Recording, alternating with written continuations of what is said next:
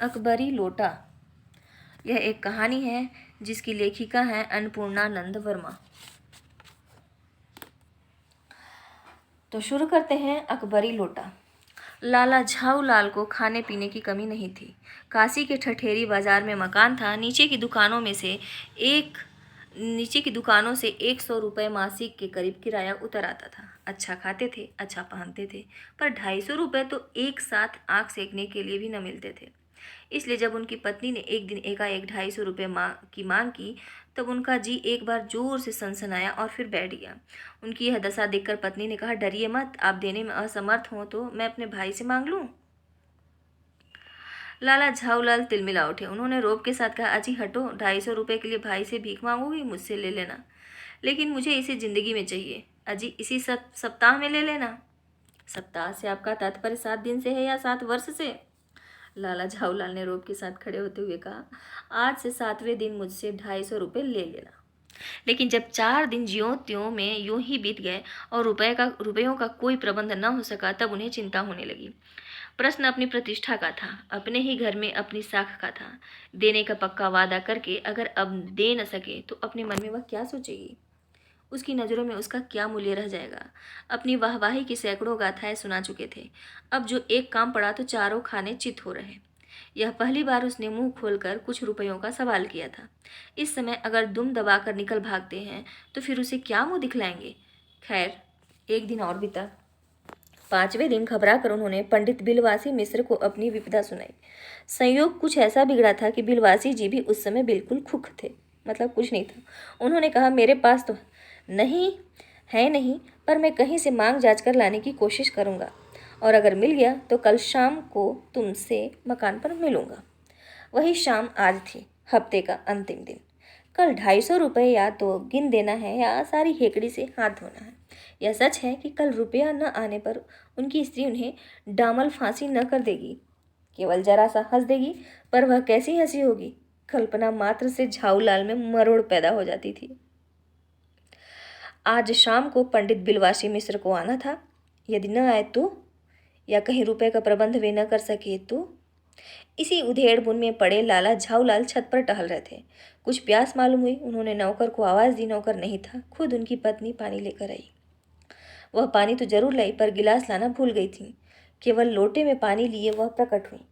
फिर लोटा भी संयोग से, वह जो अपने बेढंगी सूरत के कारण लाला झाऊलाल को सदा से नापसंद था तो नया, 1-2 साल का ही बना, पर कुछ ऐसी गढ़न उस लोटे की थी कि उसका बाप डमरू, माँ चिलम रही हो। लाला ने लोटा ले लिया, बोले कुछ नहीं। अपनी पत्नी का अदब मानते थे, मानना ही चाहिए।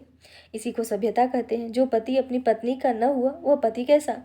फिर उन्होंने यह भी सोचा कि लोटे में पानी दे तब भी गनीमत है। अभी अगर चूं कर देता हूँ तो बाल्टी में भोजन मिलेगा, तब क्या करना बाकी रह जाएगा। लाला अपना गुस्सा पीकर पानी पीने लगे। उस समय वे छत की मुंडेर के पास ही खड़े थे। जिन बुजुर्गों ने पानी पीने के संबंध में यह नियम बनाए थे कि खड़े खड़े पानी न पियो, सोते समय पानी न पियो, दौड़ने के बाद पानी न पियो, उन्होंने पता नहीं कभी यह भी नियम बनाया या नहीं कि छत की मुंडेर के पास खड़े होकर पानी न पियो। जान पड़ता है कि इस महत्वपूर्ण विषय पर उन लोगों ने कुछ नहीं कहा है। लाला झाऊलाल मुश्किल से 2-1 घूंट ही पी पाए होंगे कि न जाने कैसे उनका हाथ हिल उठा और लोटा छूट गया। लोटे ने दाएं देखा न बाएं, वह नीचे गली की ओर चल पड़ा। अपने वेग में उल्का कुला जाता हुआ वह आंखों से ओझल हो गया। किसी जमाने में न्यूटन नाम के किसी खुराफाती ने पृथ्वी की आकर्षण शक्ति नाम की एक चीज़ इजाद की थी। कहना न होगा कि यह सारी शक्ति इस समय लोटे के पक्ष में थी। लाला को काटो तो बदन में खून नहीं। ऐसी चलती हुई गली में ऊंचे तिमंजले से भरे हुए लोटे का गिरना हंसी खेल नहीं। यह लोटा न जाने किस अनाधिकारी के झोपड़े पर काशीवास का संदेश लेकर पहुंचेगा। कुछ हुआ भी ऐसा ही। गली में जोर का हल्ला उठा। लाला झाऊलाल जब तब दौड़कर नीचे उतरे, तब तक एक भारी भीड़ उनके आंगन में घुस आई। लाला झाऊलाल ने देखा कि इस भीड़ में प्रधान पात्र एक अंग्रेज है जो नक्सिक से भीगा हुआ है और जो अपने एक पैर को हाथ से सहलाता हुआ दूसरे पैर पर नाच रहा है। उसी के पास अपराधी लोटे को भी देखकर लाला झाऊलाल जी ने फौरन 2 और जोड़कर स्थिति को समझ लिया। गिरने के पूर्व लोटा एक दुकानदार के सायबान से टकराया। वहां टकराकर उस दुकान पर खड़े उस अंग्रेज को उसने सांगो पांग स्नान कराया और फिर उसी के बूट पर आ गिरा। उस अंग्रेज को जब मालूम हुआ कि लाला झाऊलाल ही उस लोटे के मालिक हैं, तब उसने केवल एक काम किया, अपने मुंह को खोलकर खुला छोड़ दिया। लाला झाऊलाल को आज ही यह मालूम हुआ कि अंग्रेजी भाषा में गालियों का एक ऐसा प्रकांड कोश है। इसी समय पंडित बिलवासी मिश्र भीड़ को चीरते हुए आंगन में आते दिखाई पड़े। उन्होंने आते ही पहला यह काम किया कि उस अंग्रेज को छोड़कर और जितने आदमी आंगन में घुस आए थे सबको बाहर निकाल दिया।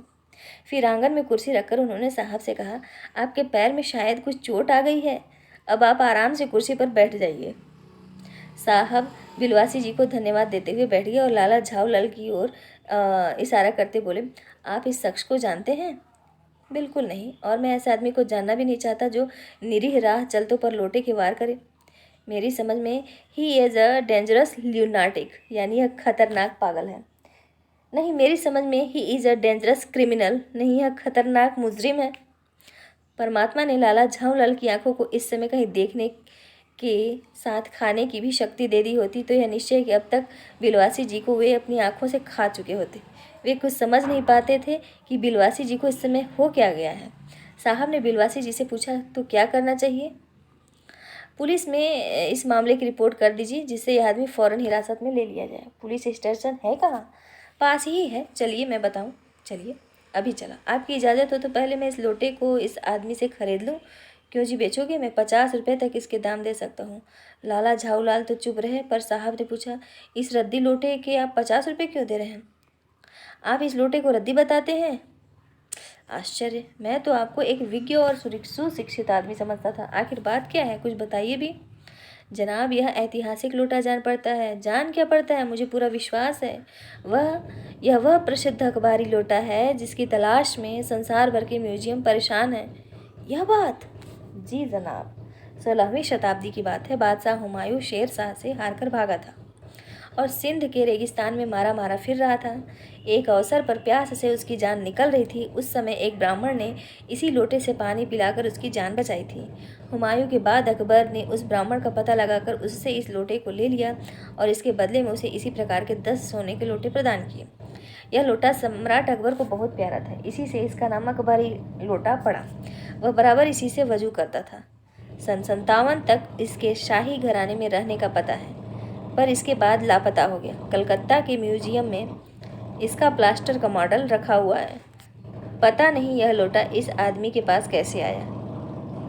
म्यूजियम वालों को पता चले तो फैंसी दाम देकर खरीद ले जाएं। इस विवरण को सुनते सुनते साहब की आंखों पर लोभ और आश्चर्य का ऐसा प्रभाव पड़ा कि वे कौड़ी के आकार से बढ़कर पकौड़ी के आकार की हो गई। उसने बिलवासी जी से पूछा, तो आप इस लोटे का क्या करिएगा? मुझे पुरानी और ऐतिहासिक चीज़ों के संग्रह का शौक़ है। मुझे भी पुरानी और ऐतिहासिक चीज़ों के संग्रह करने का शौक़ है। जिस समय यह लोटा मेरे ऊपर गिरा था उस समय मैं यही कह रहा था।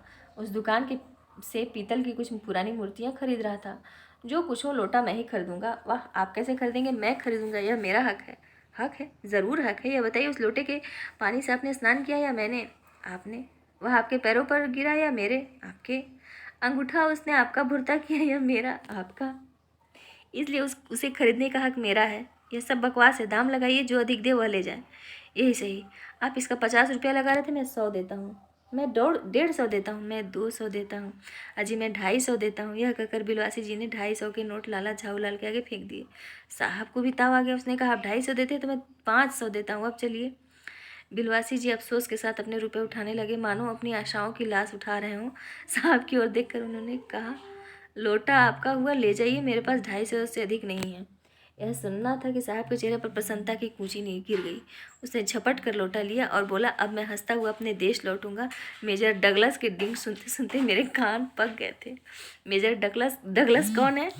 मेजर डगलस मेरे पड़ोसी हैं। पुरानी चीज़ों के संग्रह करने में मेरी उनकी होड़ लगी रहती है। गत वर्ष वे हिंदुस्तान आए थे और यहाँ से जहांगीरी अंडा ले गए थे। जहांगीरी अंडा? हाँ, जहांगीरी अंडा।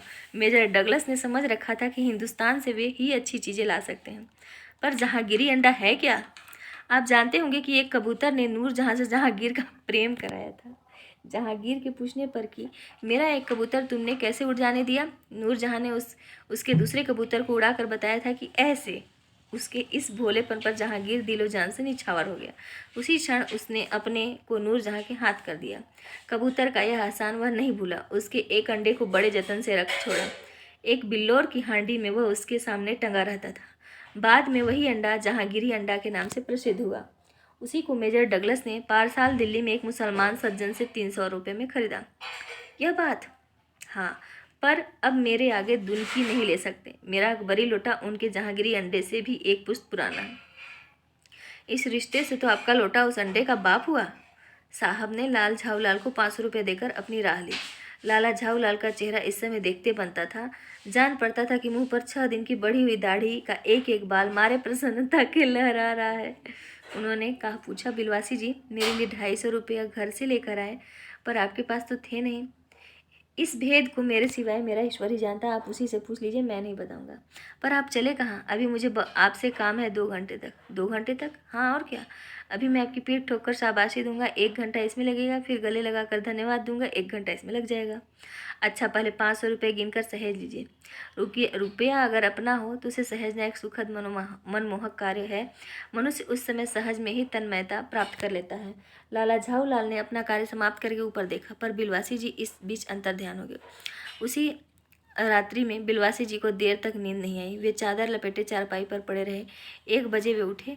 धीरे, बहुत धीरे से अपनी सोई हुई पत्नी के गले से उन्होंने सोने की वह सिकड़ी निकाली जिसमें एक ताली बंधी हुई थी।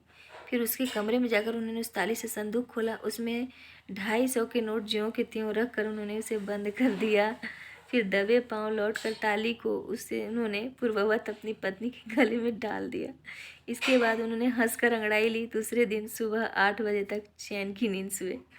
गजब, बहुत ही मज़ेदार कहानी थी यह।